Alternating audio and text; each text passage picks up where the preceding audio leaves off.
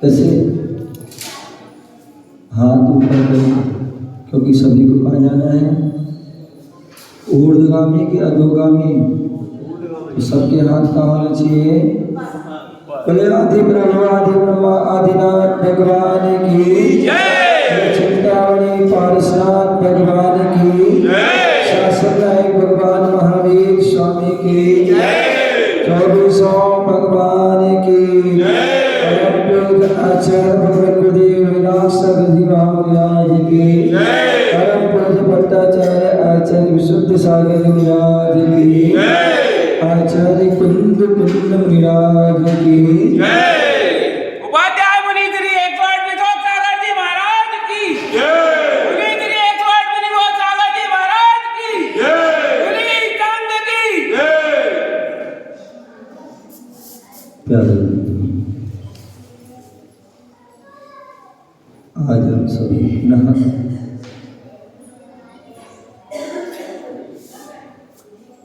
मध्य प्रदेश की राजधानी भोपाल नेमी नगर नेमीनाथ जिनालय में विराजमान है। वर्तमान के वर्धमान का शासन चल रहा है। जो उनकी वाणी गिरी वही वाणी का हम रसपान करें। आचार्य कुंद स्वामी जिन्होंने हम सभी पर महान उपकार किया, ऐसे वह महान आचार्य जिन्होंने हमें अनेक ग्रंथ दिए और उन ग्रंथों में रैणसार ग्रंथ अपने आप में एक अद्भुत ग्रंथ है, जिस ग्रंथ में श्रावक और मुनि का वर्णन चल रहा है। कल हमने जाना था श्रावक कौन?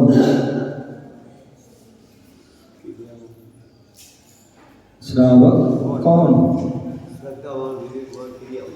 श्रद्धावान, विवेकवान, क्रियावान, जो इन 3 गुणों से युक्त है वही श्रावक है, अथवा जो 8 मूल गुणों से का धारी है। इसका 8 गुण और अष्टमूल क्या है? 5 उदंबर फल और 3 मकान। ऐसे उनका जो है वह अष्टमूलों का वह धारी है। जो दानम पूजम मुखम सावधम, जो श्रावक धर्म का पालन करता है वही श्रावक है। और श्रावक का धर्म क्या है? श्रावक का धर्म क्या है? संजय भाई खड़े बोलना। श्रावक का धर्म क्या है? गुरुओं की सेवा करना। अरे वो तो कल बताया तुमने। खबर तो यही है, बस उन्हें भी सेवा करो। वो तो कल बता दिया था, अब थोड़ा और अलग हट के बताओ ना। श्रावक का धर्म क्या है? वैसे आपकी बात वो भी सही है। समर्पण है बंद तो। हाँ वो भी सही है, वो भी सही है। लेकिन श्रावक का धर्म,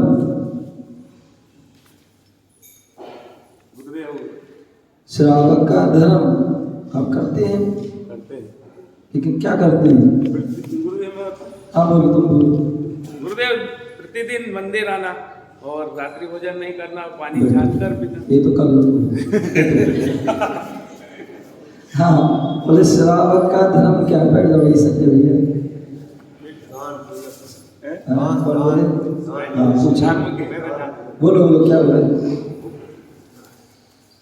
क्या श्रावक के 6 आवश्यक कार्य होते हैं। श्रावक का धर्म? श्रावक का धर्म देव पूजा, गुरु उपासना, दान और स्वाध्याय और तप करना। ये ग्रस्त के धर्म, ग्रस्त के कर्तव्य, ग्रस्त श्रावक के ही कार्य। ग्रस्त के कर्तव्य। हम श्रावक पूछ रहा हूँ, आपकी बात हमारे दूसरे आचार्य की अपेक्षा सही। मैंने भी ग्रस्त का ही बताया। हम श्रावक के पूछ रहे हैं ना। हाँ बोले ग्रस्त के जो है सत कर्तव्य बताए आचार्य पद्मनंदी जी ने। दान जो है पूजा, गुरुदेव पूजा, गुरु उपासना, स्वाध्याय, संयम, तप, दान, ये जो है क्या है? श्रावक के ग्रस्त के कर्तव्य। लेकिन ग्रस्त बहुत चालू है, बहुत होशियार। बोले बोले मुनीश्री हमारे पास इतना समय नहीं है, यदि हम इतना ही काम करने लगे तो फिर हम सारी दुकान बंद करना पड़ेगी, घर छोड़ना पड़ेगा, तो वो काम पूरे हो पाएंगे क्या? यदि आप सारे सट कर्तव्य करोगे तो क्या होगा? और कुछ नहीं कर पाओगे। तो बोले कुछ कम करो ना, कुछ कम बता दो, ऐसा कुछ कर दो जिसमें सब हो जाए।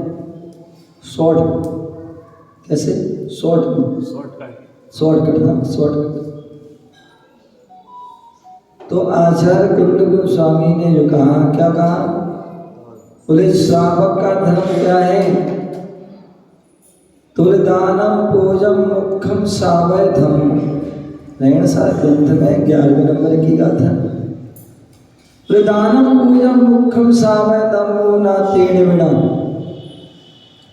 श्रावक का धर्म क्या है? दान करना और पूजा करना, ये धर्म।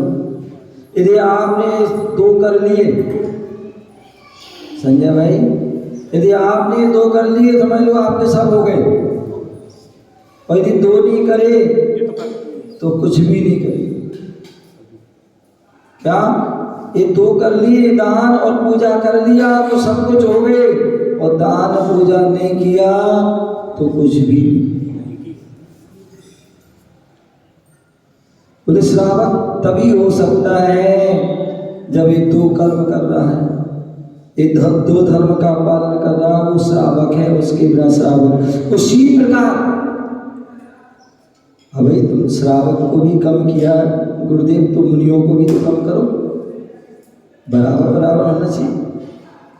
जब आचार्य भगवंत ने जो ग्रस्त के बारे में कही थी तो 6 बताए थे, तो मुनियों के बताए थे तब भी 6 बताए थे। अब जो श्रावक के लिए 2 बताए हैं, तो मुनियों को भी तो कुछ कम करो, उनको भी तो जो है डिस्काउंट है, उनको भी तो शॉर्ट करो, क्योंकि मुनिराज भी तो बिजी होते हैं, उनकी भी तो बहुत सारी क्रिया होते हैं। हालांकि वो अपनी क्रिया करते हैं, उनमें सब हो जाते हैं, लेकिन उन क्रियाओं के साथ साथ समाज के साथ में भी चलना पड़ता है, समाज को भी देखना पड़ता है, समाज को भी देना पड़ता है। तो बोले क्या करें, ऐसा कुछ कहो कि जिसमें उनके सारे जो सद कर्तव्य सब उसी में हो जाए, या उनके 28 मूल गुण पूरे उसी में हो जाए। तो आचार्य कुंद कुंद स्वामी झाणम जैणम यति धम्मो, क्या झाणम जैणम, बोले ध्यान करना और अध्ययन करना, इस श्रावक के क्या है, इस मुनि के जो है धर्म। यदि ये धर्म का पालन दोनों कर लिए, ध्यान और अध्ययन कर लिया, तो समझ लेना उनका जो है क्या हो गया, उनका जो है धर्म का पालन हो गया। तो वो मुनिराज क्या है, वो मुनिराज शोभनीय है, वंदनीय है। क्या है वो मुनिराज, शोभनीय है, वंदनीय है। कौन से? जिन्होंने ध्यान और ध्यान में लीन है, अध्ययन कर रहे हैं, सारे कर्तव्य का पालन उसमें हो गया। अच्छा, समुद्र स्वामी ने भी कहा 3 से रह, 3 से शहर, 3 से रहत होना है और 3 से शहर होना है। जैसे जैन को बोला, जैन कौन? जैन कौन? गुलाब जी, जैन कौन होता है? खड़े हो जाए। जैन कौन होता है?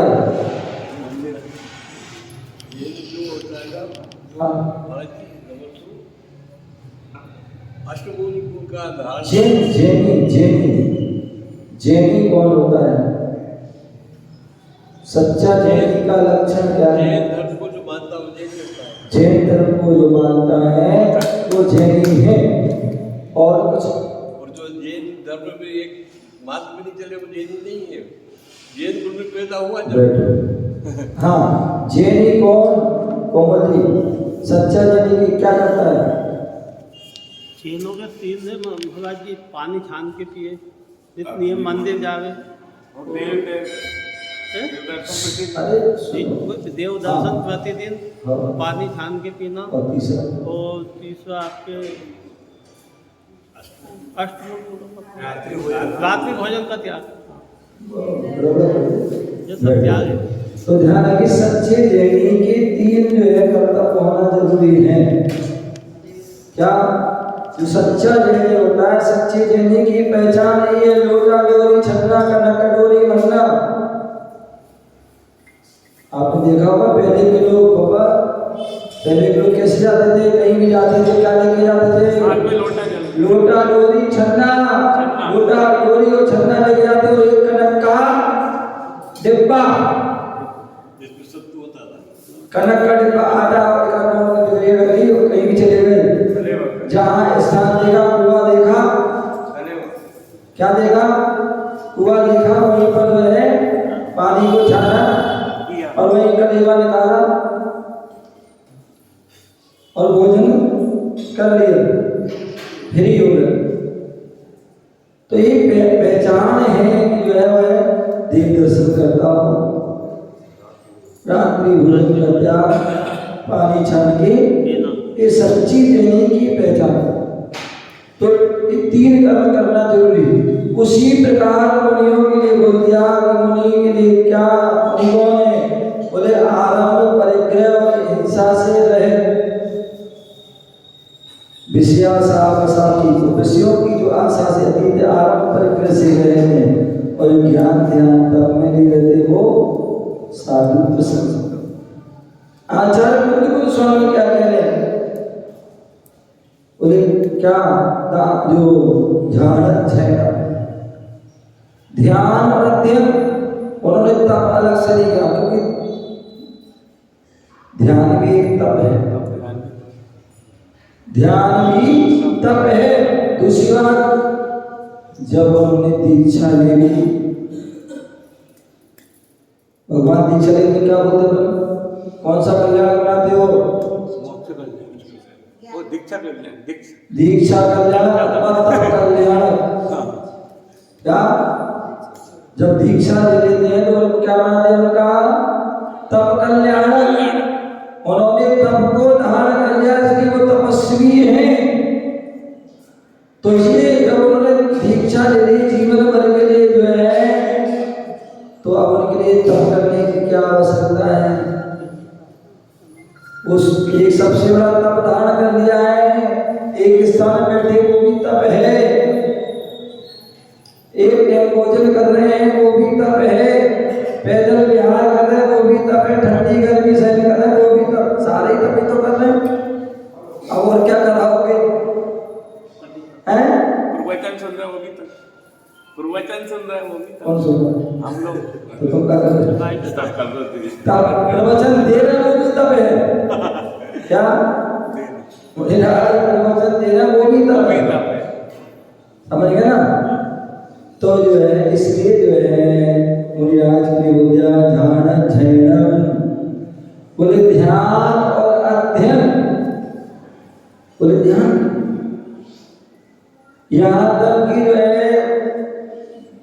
अभी तेजू भाई है, अब मैं कल रात को सामने कर रहा, अब खटखट दरवाजे खटखटा रहे हैं और यहाँ के बच्चे तो बड़े होशियार हैं, इतने होशियार इतने तेज हैं कि उन्होंने क्या किया, खिड़की खोल दी और ढूंढना देख रहे। क्या महाराज क्या कर रहे, सो तो नहीं रहे या क्या कर रहे, तो मैंने दिखा दिया, भैया देख लिया, भैया माला भेज रहा, वही वृत्ति के लिए। तो जो है क्या ध्यान। तो बोले साधु कई बार हो सकता है, निराज हो सकता है, बैठे हो आप सोचे कि अरे मुनिराज तो ध्यान कर ही नहीं रहे, क्या ध्यान कर ही नहीं रहे, तपस्या कर ही नहीं रहे। बोले भैया साधु मुनिराज है, क्या चलते फिरते हर समय उनका ध्यान चल रहा। आचार्य पूज्यपाद स्वामी श्लोक 30 ग्रंथ में कहते हैं, क्या ब्रुवन्नति न ब्रुवते गच्छन्नपि न गच्छति, स्त्री ताप तत्वस्तु पश्यन्नपि न पश्यति। साधु संत जो है बोलते हुए भी नहीं बोल रहे, साधु संत बोलते हुए नहीं बोल रहे, और तुम लोग नहीं भी बोल रहे फिर भी बोलने का दोष लगा। उमर भैया क्या बोले, साधु बोलते हुए भी नहीं बोल रहे, क्या नाम है साधु, क्या बोलते हैं हम, साधु क्या बोलते हैं, मुनि महाराज आए, क्या मुनि महाराज आए हैं, ये तो बोलते मुनिवर आज मेरी कुटिया में, तो मुनिराज आए हैं बोलते ना। और मुनि कौन होते हैं, मुनि कौन होते हैं, जो मौन रहे वो मुनि है, क्या जो मुनि है वो जो मौन रहते हैं वो मुनि है। तो इसका मतलब मुनि नहीं, तेजू भाई मुनि नहीं है ना, वाध्याय मुनि श्री है ना। तो मुनि मतलब जो है जो मौन रहे मुनि, मतलब इसका मतलब क्या है, बिल्कुल मौन नहीं रहना है। इसका मतलब जो अनावश्यक जो है नहीं बोलते हैं, अनावश्यक जो है उसके लिए मौन रहता उनका, जितना आवश्यक है उतना बोलते हैं। क्या? जितना आवश्यक होता है उतना बोलते हैं, उसके बाद मौन ही उनका मौन है। अथवा जब भी बोलते हैं तो अपने सत्य व्रत का पालन करते हुए बोलते हैं। जब भी बोलते हैं वो हितमित प्रिय वचन बोलते हैं। ऐसे नहीं उठाए जीव तलवार से मारे कुछ भी बोल दिया। आपको पता है महाभारत क्यों हुआ? द्रौपदी ने बोला अंधों के अंधे याद तो सब है, सारा याद है,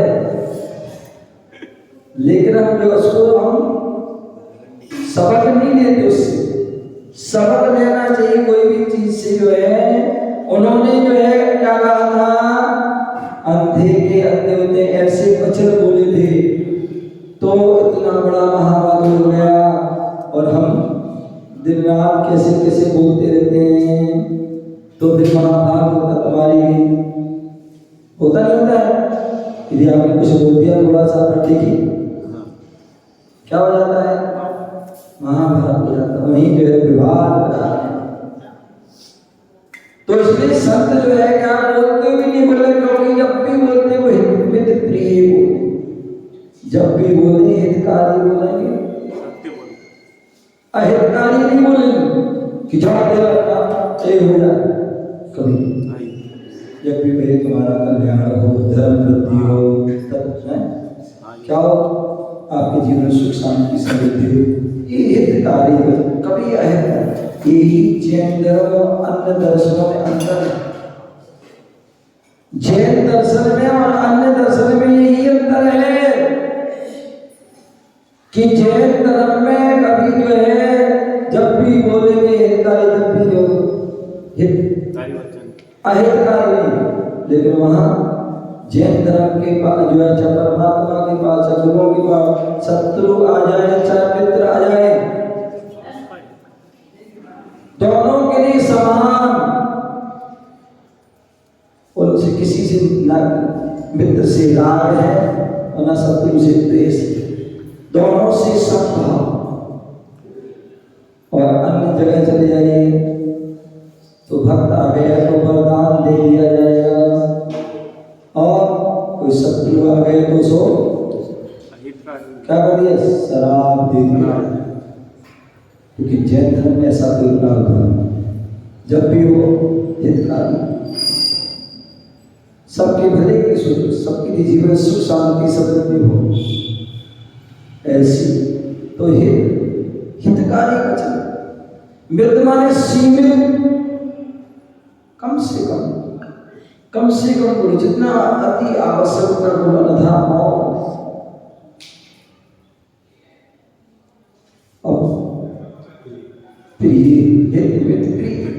प्रिय वचन, शब्द संभाल के बोलिए, शब्द के हाथ ना पाओ, और एक शब्द अमृत करे, एक हृदय में घाव।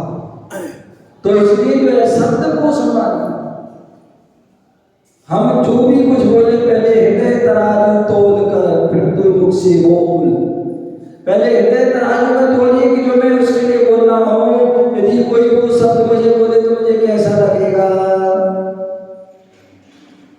है? यदि कोई जो मैं उनको बोलना चाहता हूं, अगर कोई मुझे बोलेगा तो मुझे कैसा लगेगा। यदि आपको अच्छा लगे तो बोलना, यदि आपको अच्छा ना लगे तो दूसरे को भी अच्छा नहीं लगेगा। इसलिए ऐसे शब्द प्रिय वचन।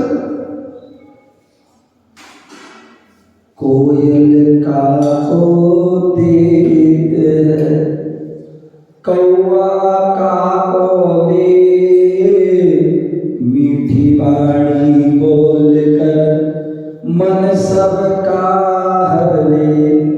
बोले कोयल किसी को कुछ भी नहीं देती है और कौवा किसी से कुछ देता नहीं, लेकिन कोयल की वाणी सभी सुनना चाहते, कौवे की नहीं। लोग मीठी वाणी, वो मीठी बोलता है और सभी मीठी बोलता है, सब इसको सुनना चाहते। और कौवा जो है कर्कश बोलता है, इसलिए कोई सुनना नहीं चाहता। अब सोचिए आपकी वाणी कौन सी है? कौन सी है? बोले आपकी इतनी मीठी है तो सब सुनेंगे, और कौवा जैसी होगी तो सब नहीं सुनेंगे। कहाँ जाएंगे? तो इसलिए संत जन क्या बोलते हैं? मीठी वाणी, मधुर वाणी, प्रिय वाणी, प्रिय वाणी। इसलिए वह बोलते हुए भी नहीं बोल रहे, और तुम नहीं भी बोल रहे हो लेकिन बोलने की इच्छा है, और कुछ भी अथवा कुछ भी बोलने की इच्छा है, भले बोल पाओ लेकिन आपको फिर भी दोष लगे। गच्छन्नपि न गच्छति, बोले साधु चलते हुए भी नहीं चल रहे हैं, मतलब वहां वह बोल रहे हैं तो ध्यान रख रहे हैं, उसमें भी ध्यान चल रहा है कि हमें क्या बोलना है, कैसे बोलना है, कब बोलना है, कितना बोलना है, ये क्या है? पूरा ध्यान। जब भी बोलते हैं आगम के परिप्रेक्ष्य से बोलते हैं, ये तुम्हें प्रिय वचन, तो इसलिए ध्यान भी चल रहा है उनका, और क्या चल रहा है? अध्ययन भी चल रहा है। चलते हुए भी नहीं चल रहे हैं, और तुम नहीं भी चल रहे हो फिर भी चलने का दोष है, क्योंकि साधु जब भी चलते हैं कैसे चलते हैं? नीचे देखकर देख करके चलते हैं। क्या चलते हैं? देख करके चलते हैं।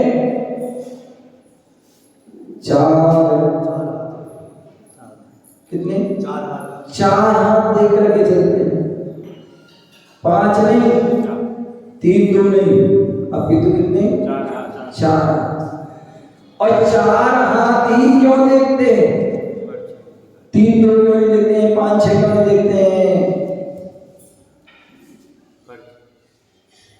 क्यों? उसका भी रीजन है। क्या? उसका भी रीजन है कि 4 हाथ वो इसलिए देखते हैं क्योंकि प्रत्येक व्यक्ति अपने हाथ से 3.5 हाथ का घर जाके नाप लेगा। तेरी भाई नापा कर, नाप लेना आज जाके। प्रत्येक व्यक्ति अपने हाथ से कितना है? 3.5 हाथ का, और एक हाथ कितने अंगुल का होता है पता है? नाप लेना, 24 अंगुल का। कितने? 24। एक हाथ जो है 24 अंगुल का है, तो कितने हुए टोटल? 84 अंगुल का व्यक्ति होता है। कितना? 3.5 हाथ का है ना? 3.5 हाथ का है, तो इसलिए वह कितना हो गया? 84 अंगुल। प्रत्येक व्यक्ति 84 अंगुल का है अपने हाथ से, तो 3.5 हाथ का है। और जब व्यक्ति यदि कोई गिरता है, ठोकर खा के उल्टा लग जाता है, तो आधा हाथ और आगे जा सकता है। इसलिए वह क्या करते हैं? 4 हाथ। दूसरा 4 हाथ सहज दिखता है। अब 6 हाथ देखो, 5 7 हाथ देखो, 5 हाथ देखो, आपको जोर लगाना पड़ेगा, अथवा 2 हाथ 3 हाथ में आपको झुकना पड़ेगा, परेशानी हो जाएगी। 4 हाथ सहज होता है। तो साधु संत जब भी चलते हैं वो 4 हाथ जमीन दे करके, और आप लोग जब भी चलते यहाँ ना देख करके, साधु ने देख करके चल रहे थे, और हो सकता अचानक कोई जीव जंतु आ जाए और जो उसका हनन हो जाए, मर जाए, तो भी मूलाचार कहता है कि साधु को दोष नहीं लगेगा, क्योंकि उन्होंने देख कर चले। और श्रावक जो है चल रहा है, और हो सकता है एक जीव की हिंसा भी ना हो, लेकिन फिर भी उसको दोष लगेगा, क्योंकि वो देख करके नहीं चल रहा। तो इसलिए गच्छन्नपि न गच्छति, वो चलते हुए भी नहीं चलता है।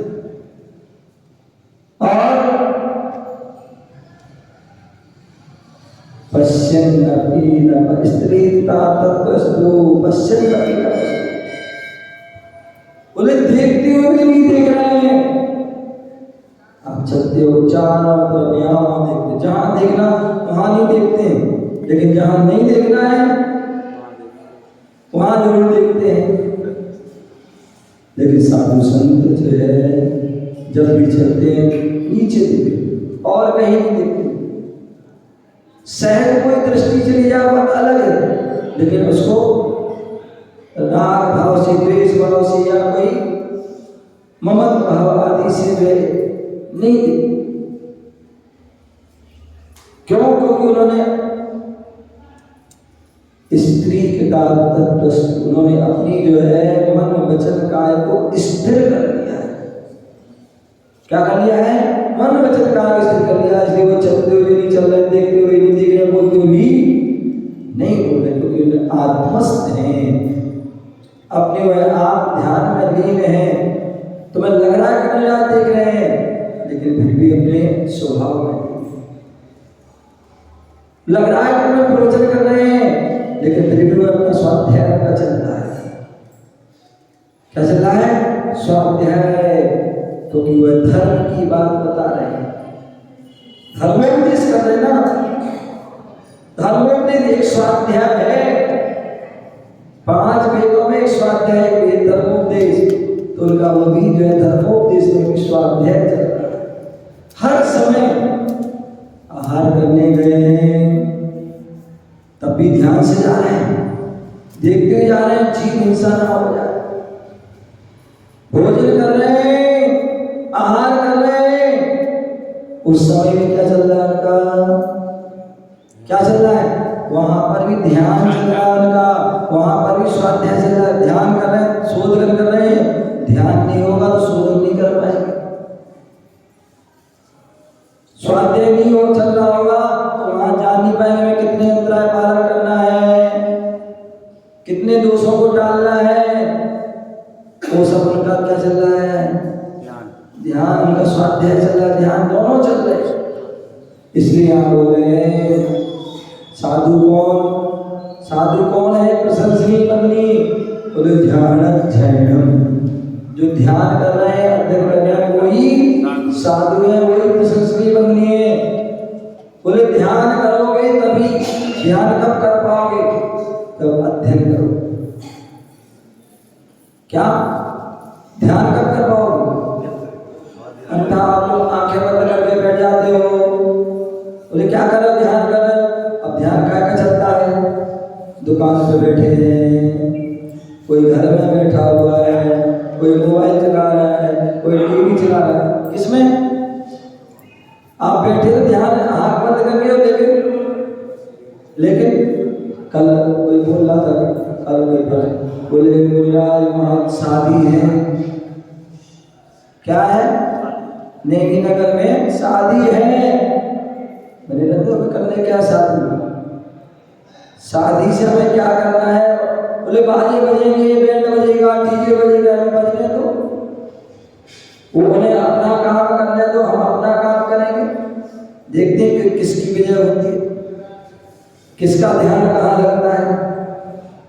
उसने आराम से बढ़िया समय करी, आराम से बढ़िया ध्यान किया और आराम से नींद भी ली। कोई उसमें किसी प्रकार की जो है कोई अंतर नहीं आया, क्योंकि अपने आप में स्थित हैं। तो कितनी भी धूल में नजारे बन जाए, अपने स्वरूप में लीन, अपने ध्यान में लीन, अपने स्वाध्याय, कोई किसी प्रकार का कोई भेद नहीं।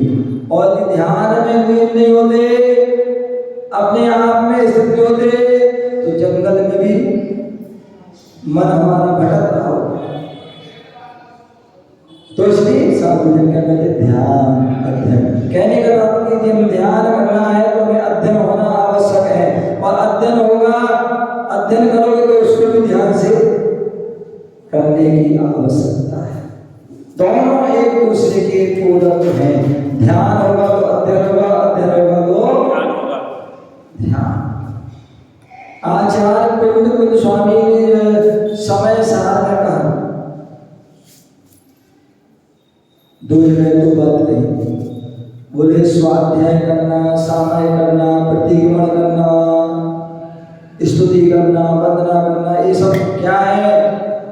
बोले विश्वकुंभ है। क्या है? विश्वकुंभ है। और दूसरी जगह बोल दिया सामय करना, स्वाध्याय करना, प्रतिक्रमण करना, प्रत्याख्यान करना, स्तुति करना, वंदना करना, ये अमृत कुंभ है। अच्छा बिल्कुल स्वामी, दो जगह दो बात कह रहे हैं, क्या अब कौन सी बात सरल होगी, कौन सही है? अब जिसे ज्ञान देगा जो अधूरी बात पढ़ेगा, क्या अधूरी बात है? अरे बताओ कैसे मिला है, कैसे आचार, ये दो बात कैसे हो सकती है?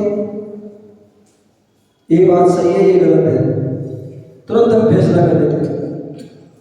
नहीं भैया, जैन धर्म हमारा एकांतवादी नहीं है। जैन धर्म एकांतवादी नहीं है।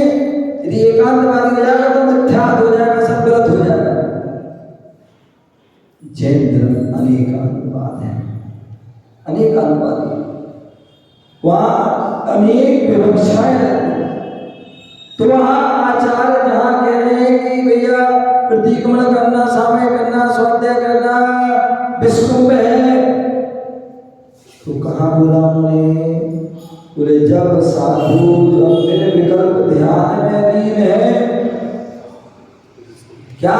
जब साधु निर्विकल्प ध्यान में लीन है, शुद्धोपयोग में लीन है, उस समय तुम प्रतिक्रमण का विकल्प नहीं करना, सामायिक का विकल्प नहीं करना, स्वाध्याय का विकल्प नहीं करना, स्तुति वंदना प्रत्याख्यान का विकल्प नहीं करना। उस समय तो आप ध्यान में शुद्ध अपने स्वरूप में, उस समय आदि विकल्प करोगे तो विश्वकुंभ हो जाएगा। और जिस समय आप शुद्धोपयोग में लीन नहीं हो, अशुभ में जा सकते हो, खाली दिमाग कैसा? शैतान। तो इसलिए आप शुद्ध में नहीं है तो अशुभ से बचिए। अशुभ से बचने के लिए आप शुभ में लग जाइए। क्या? शुभ में लग जाइए, आराम से प्रतिक्रमण करिए। प्रतिक्रमण के समय प्रतिक्रमण कीजिए, सामय के समय सामय कीजिए, स्वाध्याय के समय स्वाध्याय कीजिए, त्याग की करें त्याग कीजिए, और स्तुति वंदना आदि के समय वो कीजिए। वो अमृत कुंभ है। लेकिन अपेक्षा का ध्यान रखना है। और अपेक्षा का ध्यान रखोगे तो सब क्या हो जाएगा? सब गड़बड़ हो जाएगा। तो इस अपेक्षाओं का ध्यान रखिए। तो यहाँ आचार्य भगवान कह रहे हैं कि जो साधु कौन है? बोले जो ध्यान अध्ययन करते हैं वो ही साधु हैं। हरिवंश पुराण में पूज्य गुरुदेव आचार्य भगवान अपनी संस्कृत टीका में रेफरेंस दे रहे हैं कि हरिवंश पुराण में 56वें सर्ग में 36 से लेकर के 38 श्लोक में उन्होंने कहा है, लक्षणम द्विविधम तस्य बाह्याभ्यंतर भेदता सूत्रात् वर्णनम शीलम गुणमालानुरागी। बोले पंचम काल में शुक्ल ध्यान नहीं है, क्योंकि उत्तम संयम नहीं है, उत्तम एकाग्रता नहीं है। तो इसलिए पंचम काल में जो है शुक्ल ध्यान नहीं है, लेकिन धर्म ध्यान है। मुनिराज धर्म ध्यान करते हैं, श्रावक भी धर्म ध्यान कर सकते हैं। तो वहां पर आचार्य भगवान जो है बता रहे हैं हरिवंश पुराण में कि जो है धर्म ध्यान के दो लक्षण है, एक बाह्य लक्षण और एक आध्यात्मिक लक्षण। क्या? एक बाह्य लक्षण है और एक अध्यात्म लक्षण है। और जो दाय लक्षण है वो क्या है? बोले शास्त्र के जो है अर्थ की खोज करना। जो शास्त्र है, शास्त्र किसे कहते हैं? शास्त्र किसे कहते हैं? जो शास्त्रा के द्वारा लिखा गया हो, शास्त्रा के द्वारा कहा गया हो। अच्छा समझ लो स्वामी है अनंत भगवान के नामों में एक शास्त्रा, शास्त्र नाम है। जो शास्त्र के द्वारा कहा गया हो वो शास्त्र है। तो ऐसे उस शास्त्र के अर्थ की खोज करना, शील व्रत का पालन करना। क्या करना? शील व्रत का। तो श्रावक के कितने शील होते हैं? श्रावक के कितने शील होते हैं? सप्तशील। कितने? श्रावक के सप्तशील होते हैं। 4 शिक्षा व्रत और 3 गुण व्रत। ये क्या है? ये 7 शील है। और मुनिराज के 18,000 शील होते हैं। मुनिराज 18,000 शील का पालन करते हैं। और उत्तर भेद करो तो 84 लाख उनके शील की भेद है। ऐसे वह जो है शील का पालन करते हैं, व्रतों का पालन करते हैं। और गुणों के समूह में जो है अनुराग रखना। क्या करना? गुणों का जो समूह है उसमें अनुराग करना। अब गुणों में अनुराग नहीं करना। अन्यथा लोग क्या करते हैं? लोग क्या करते हैं? अब गुणों में अनुराग करते हैं। कोई चोरी कर रहा है उसमें जो है अनुराग करता है। कोई जो है कोई शराब पी रहा है, कोई हिंसा कर रहा है, झूठ बोल रहा है, कुछ कर रहा है, अथवा कोई घर परिवार कुटुंब इनमें अनुराग कर रहा है। ये अनुराग क्या है? इसे हम अप्रशस्त राग भी कहते हैं। और ये संसार का कारण है। लेकिन संत जन ज्ञानी जन साधक क्या करते हैं? वो प्रशस्त राग क्या करते हैं? प्रशस्त गुणों में अनुराग। वंदे तद्गुण लब्धे। मोक्ष शास्त्र पढ़ते ना, वंदे तद्गुण लब्धे। क्या करते हैं? वंदे तद्गुण लब्धे। बोले किसको नमस्कार किया गया है? उमा स्वामी मुनिराज ने किसी व्यक्ति को नमस्कार नहीं किया। मोक्ष मार्ग स्नेता जुड़े। मोक्ष मार्ग स्नेतारम वेदारम कर्मोदान ज्ञातारम विशुद्धत्वानां वंदे तद्गुण। कितनी सुंदर बात कही। बोले मोक्ष मार्ग स्नेता। सामान्य नेताओं को नमस्कार नहीं करता। आप लोग आते, कोई भी नेता है आप लोग को कदम मिलते हैं, कोई पैर छूटा, कोई कुछ करते हैं। बोले नमस्कार किसको करना है? तो मोक्ष मार्ग के नेता है। क्या है? मोक्ष मार्ग के नेता को नमस्कार करना। मोक्ष मार्ग से नेता वेदारम कर्मोदान। और वो नेता कैसे हैं? सामान्य नेता जो होते हैं ना वो तो कर्म को बढ़ाने वाले होते हैं, संसार में भटकने वाले हैं। इसलिए कहते कभी नेता नहीं बनो। ये जो भाई कभी नेता नहीं बनना। तुम नेता बनोगे, पद लोगे तो भूत बन जाओगे। क्या बन जाओगे? भूत बन जाओगे।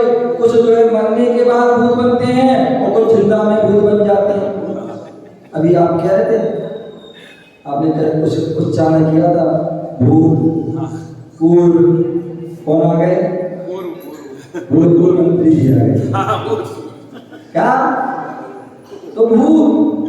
तो भैया ऐसा काम नहीं करो कि भूत बनना, जीते जी भूत बनना पड़े पकड़ने के बाद भी। तो इसलिए जैन धर्म कहता भूत नहीं बनो, ऐसा कार्य करो कि अभूतपूर्व बन जाओ। क्या? भगवान महावीर स्वामी भूत नहीं है, वो अभूतपूर्व नहीं मिला। भगवान अभूतपूर्व 24 वर अभूतपूर्व। जितने वर संत साधक में हैं वो भूत नहीं होते, वो अद्भुत। और सामान्यता देखा जाए तो आप भी भूत हो और हम भी भूत। जैन धर्म अनेकांतवादी मैंने कहा भूत तुम भी हो और हम भी भूत हैं। और ये कौन है? ये भूतनाथ। क्या है? भूतनाथ। भूत किसे कहते हैं?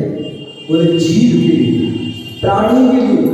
जितने भी जीव हैं सब भूत हैं, लेकिन ये कौन है? भूतों के नाथ हैं। तो अपेक्षा से तो इसलिए क्या बोल रहे हैं? बोले हमारे जो नेता कौन? बोले जो मोक्ष मार्ग के नेता हैं। और उन्होंने क्या किया? कर्म रूपी पर्वतों को भेदन कर दिया है। मोक्ष मार्ग से नेता भेदारम कर्म भूमिता ज्ञातानाम विश्व तत्वानाम, जो विश्व के सभी तत्वों को जो ज्ञाता, जिन्होंने ज्ञात हो गया, जान लिया है, ऐसे की तरह की सर्वज्ञ हितोपदेशी हो गए, उनको भी राम क्या हो? नमस्कार हो। तो ऐसे अनुराग करना, किसमें? गुणों में अनुराग करना। ये क्या हो गया? अध्यात्म जो है हमारे जो है धर्म ध्यान है। और बाहर जो है अंगड़ाई जवान जीव लगा स्वास्थ्य आदि बंद होना, शरीर को निश्चल करना, एवं जो है आत्मा के प्रवृत्तियों से युक्त होना, ये धर्म ध्यान के जो है लक्षण हैं। ऐसे धर्म ध्यान को न्याय तो करते हैं, श्रावक भी ये दायित्व उनको भी करना चाहिए। तभी हम जो है पापों से बच करके जो है पुण्य काल में लगेंगे। आश्रव कर्म से बच करके संपन्न निद्रा की ओर अग्रसर होंगे। और एक दिन ऐसा आएगा कि सारे कर्मों की निद्रा करके मोक्ष की उपलब्धि को भी प्राप्त करेंगे और अपना जीवन सफल करेंगे। इसी भावना से जय बोलो महावीर भगवान की जय।